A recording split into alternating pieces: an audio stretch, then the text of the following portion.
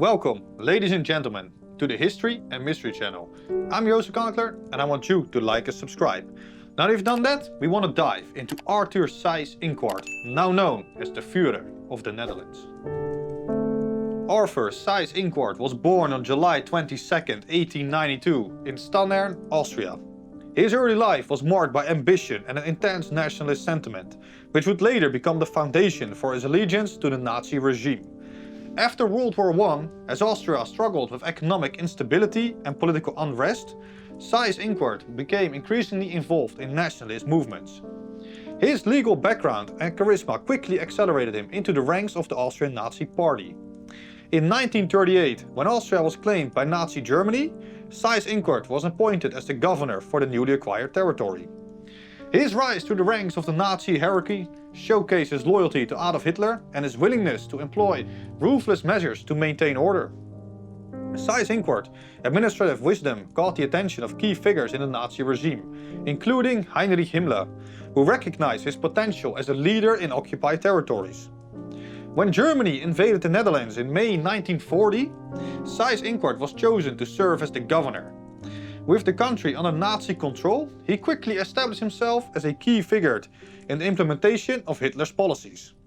His first public statement after assuming power emphasized cooperation with the Dutch people, but it contradicted the grim reality that was to come. Initially, Seyss Inquart projected a mask of benevolence, presenting himself as a mediator between the Nazi regime and the Dutch population. He claimed to respect Dutch customs and traditions, while emphasizing the need for collaboration in the face of Allied threats. However, this cooperation was merely an excuse for the systematic dismantling of Dutch society. Behind closed doors, Seyss Inquart was orchestrating a campaign of oppression. As the highest-ranking Nazi official in the Netherlands, he played a crucial role in implementing anti-Jewish measures, which included the Nuremberg laws that stripped Jews of their rights. With chilling efficiency, he ordered the registration of all Jews in the Netherlands, setting the stage for the eventual deportation. Seyss Inquart's administration worked closely with Hans Albin Rauter, the head of the SS in the Netherlands. Their collaboration resulted in the establishment of an oppressive regime that instilled fear in the hearts of the Dutch people. Rauter, known for his brutality, carried out Seyss Inquart's directive with ruthless precision, transforming the Netherlands into a feeder of terror. Under Seyss Inquart's leadership, the Netherlands witnessed a dramatic escalation in the persecution of Jews. The introduction of discriminatory laws led to the confiscation of Jewish property, the closure of Jewish businesses, and the isolation of Jewish individuals from society. Seyss Inquart justified these actions as necessary for the security of the Dutch populace, framing his policies as essential to maintaining order. As the deportations began in 1941, Seyss Inquart worked hand in hand with Rauter to facilitate the logistics of transporting thousands of Jews to concentration camps. Eyewitness accounts from survivors detail the horror of these deportations. Families were torn from their homes, their lives dismantled in a matter of hours. Seyss Inquart's cold pragmatism ensured that the trains ran on schedule, and his bureaucratic expertise was instrumental in the implementation of the Nazi genocide. With each passing month, the scale of atrocities grew. By the end of 1943, more than 100,000 Dutch Jews had been deported, with a significant percentage murdered in extermination camps.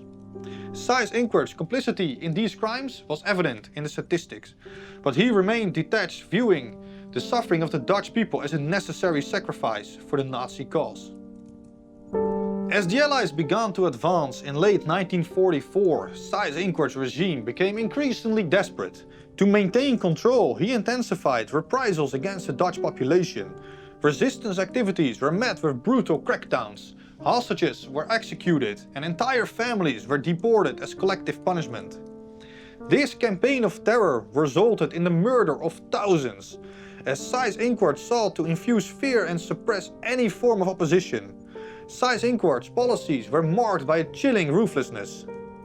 Eyewitness accounts recount how resistance fighters were hunted down, their families targeted in brutal, vengeful measures. In a particularly heinous act, Seyss Inquart authorized the execution of resistance members and their loved ones, viewing these measures as essential to maintaining the Nazi grip on power. As part of this escalating campaign, Seyss Inquart went so far to order the execution of political prisoners who were close to completing their sentences. These individuals who had once held hope of release were instead taken and killed as symbols of Nazi vengeance. Seyss Inquart's decision to deny freedom to those nearing the end of their sentences sent a brutal message to the Dutch. Even those who had seemingly paid their dues were not safe. By sacrificing prisoners who posed little threat, he aimed to demonstrate that any defiance would be met with uncompromising violence. This further stoked fear and resentment among the Dutch people, reinforcing the terror that had become the hallmark of his regime, despite the chaos around him. Seyss Inquart remained committed to the Nazi ideology. He saw himself as a protector of the Dutch people, convinced that his actions were justified in the name of security. This delusion of grandeur blinded him to the moral bankruptcy of his choices, allowing him to persist in his brutal policies even as the war turned against Germany. As the war drew to a close in 1945, Seyss Inquart's administration was crumbling. The Netherlands lay in ruins and the suffering inflicted upon its people was immeasurable. The legacy of his leadership was one of devastation, marked by the scars left on society that had been torn apart by betrayal and fear. After meeting with Grand Admiral Karl Dönitz on May 5, 1945, he was arrested in Hamburg by Allied forces and brought to trial for war crimes. The Nuremberg Trial revealed the full extent of his complicity in the Holocaust, with testimonies detailing his direct involvement in the implementation of Nazi policies. The evidence against him was overwhelming, painting a portrait of a man driven by ambition and a fanatical devotion to a regime that sought to annihilate entire communities. Despite his attempts to defend his actions as necessary to maintaining order, Seyss Inquart was found guilty of crimes against humanity and war crimes. His fate was sealed and he was executed in 1946.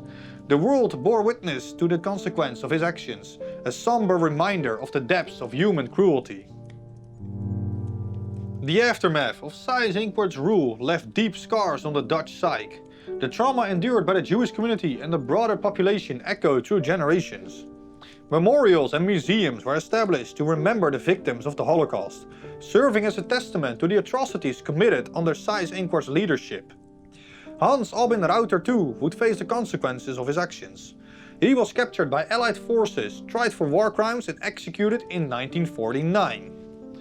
The brutal methods employed by Rauter and Seyss Inquart were symbolic of a regime that had lost all sense of humanity. Their collaboration had resulted in untold suffering and their names would forever be associated with the darkest chapters of Dutch history. Arthur Seyss Inquart's story serves as a cautionary tale, a reminder of the dangers of blind loyalty and the moral failures of those in power. His legacy is one of complicity in evil, a testament to how individuals can become architects of terror when driven by ambition and ideology.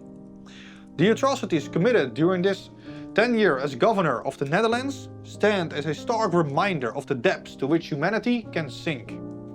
In the years following the war, the Netherlands grappled with its past, seeking to come to terms with its horrors inflicted upon its citizens. The trials of Seyss Inquart and Rauter became pivotal moments in history, highlighting the importance of accountability and justice in the aftermath of war. As the Dutch people continue to remember and reflect on their history, the names of Seyss Inquart and Rauter became synonymous with tyranny and brutality. Their actions cast a long shadow over the Netherlands, serving as a powerful reminder of the consequences of unchecked power and the significance to resist tyranny in all its forms. I want to thank you all for listening. See you in the next one. And remember, history is written in mystery.